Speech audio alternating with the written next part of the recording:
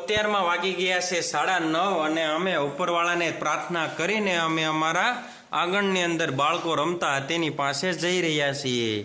તો અમારી આ દીકરી વિશ્વા અહીંયા ઊભી છે અને એને સાયકલ શીખવાની છે અને અમારું આ ઘર એકદમ સરસ મજાનું મંદિર જેવું છે અને લોકો એકદમ અહીંયા બાળકો પણ ખૂબ મજા કરે છે। અને અમારે અહીંયા ભાર્ગવી બેન સાયકલ શીખે છે। સાયકલ આવડી ગઈ ઠીક। હવે તમને દાઢને એવું નથી દુખતું ને? 2 દિવસ પહેલાં આ દીકરીને દાઢ દુખવા આવી હતી, એટલે કોઈ પાસે આનો ઈલાજ હોય તો કોમેન્ટમાં અમને જરૂર કહેજો કે નાના છોકરાઓને દાઢ દુખતી હોય તો એને ઈલાજ શું છે। અને અમારે અહીંયા નનુબેન બેઠા છે એકદમ સરસ મજાનો। ઓહો, આ તો જૂનાના જમાનાનો ગરિયો લઈને બેઠા છે। ગરિયો ફેરવતા આવડે છે? ગરિયો ફેરવતા આવડે છે। ઓહો વિવેકભાઈ, તમે લખોટી લઈને બેઠા છો, શું રમો છો તમે? તમને રમતા આવડે?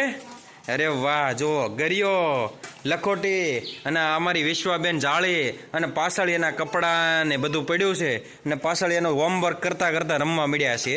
જો એકદમ સરસ મજાની લખોટી સાથે રમે છે। તમે આ જૂના જમાનામાં, પહેલાંના જમાનામાં લખોટીથી રમ્યા છો? તમે આવડા ગરિયાથી તમે રમેલા છો? તો અમને જરૂર કોમેન્ટમાં કહેજો। પછી અમારી આ નાની એમથી દીધું છે એને બાળ મંદિરે ભણવા જવાનું છે।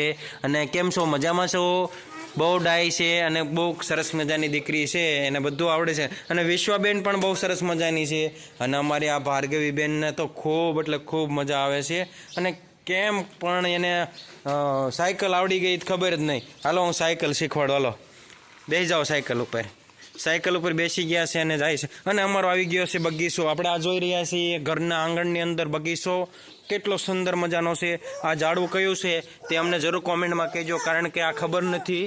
અને આવડો આ ઝાડવું એક તો કાંટાવાળું કહેવાય છે, ઘરની શોભા માટે